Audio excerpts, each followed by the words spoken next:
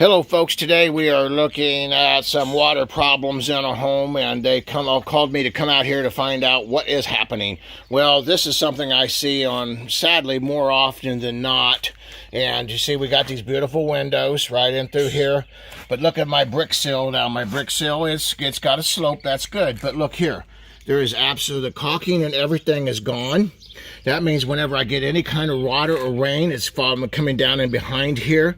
It's causing rot inside of this home. It's causing moisture issues. It's also causing a lot of mold. But look at the size of that gap. Now, come on. I mean, look at that. That's horrible.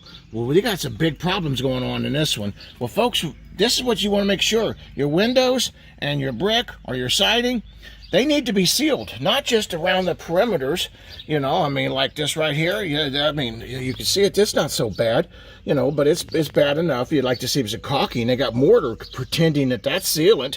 It's not. You see why? It breaks loose down here.